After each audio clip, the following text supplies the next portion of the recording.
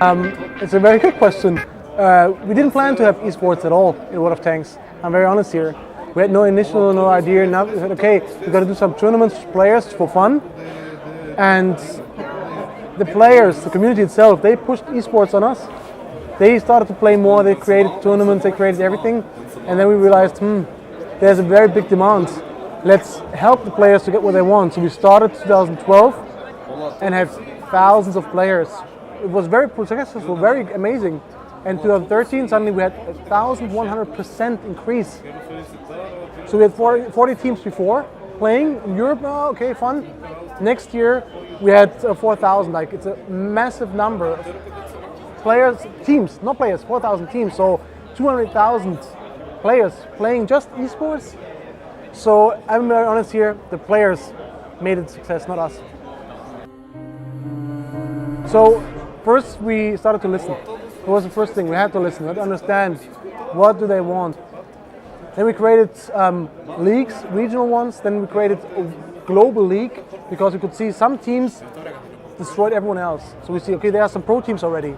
Then suddenly sponsorship came in. We helped people to get connected, to help teams to get connected to sponsors as well. So we tried to help the pro teams, the guys who are very dedicated, to get the next step.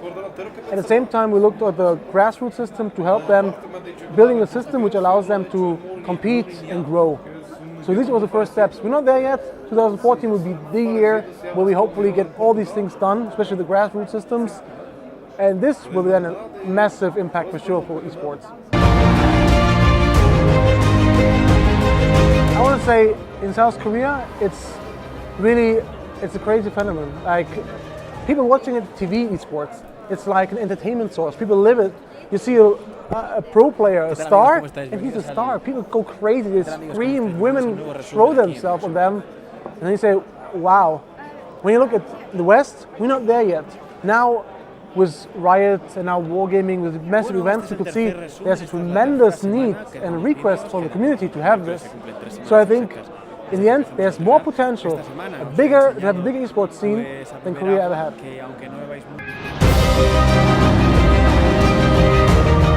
I don't want to say we are doing the best, and the thing is, we're balancing a lot.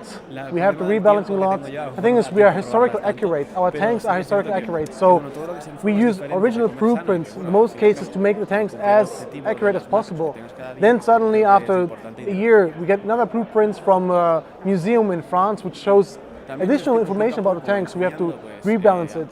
So in the end, it's an ongoing balance. We're looking at data, we're looking at community feedback and see, do they compete? Is it true? Can we see that certain tanks are, I say, overpowered? Sometimes they are, don't get me wrong. So we have to look into, is it because we have to readjust the numbers, or is it historically accurate that some tanks were just crazily advantaged compared to the others? So it's a neat line. Other games have it easier when they have fantasy characters, fantasy items, because they say, hey, they're all equal in the end, because they look like, and these are the values. We have our game.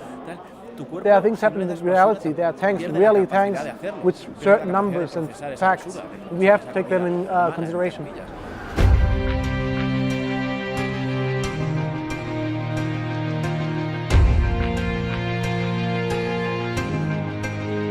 I think it's first of all a cultural background. People are, I could say in the US they love planes or ships. They're crazy about ships, battleships and all these massive things. In Germany I know they love the planes as well, very strong, beautiful. But as well Germany love a lot of tanks already. So I think the more you go to the east, the stronger it goes to the tanks, because it was like a history of very strong tanks going throughout history. And people have like a passion for them, the massive, beautiful, crazy machines they pass by and the world is shaking. So I think there's a passion, dedication for it, more in the East than the West. At the same time, Eastern European players are very, very focused. They are not playing, hey, let's play for fun. If they play, they're very serious. Even though we have pro teams from the West, but I can say the majority of Eastern gamers and teams, they are dead serious when they play. I think this is a massive difference, because some Westerns say, hey, let's play for fun. Yeah, play. Oh, okay, it's over. In the East, they say, we play, we win. There's a slight difference.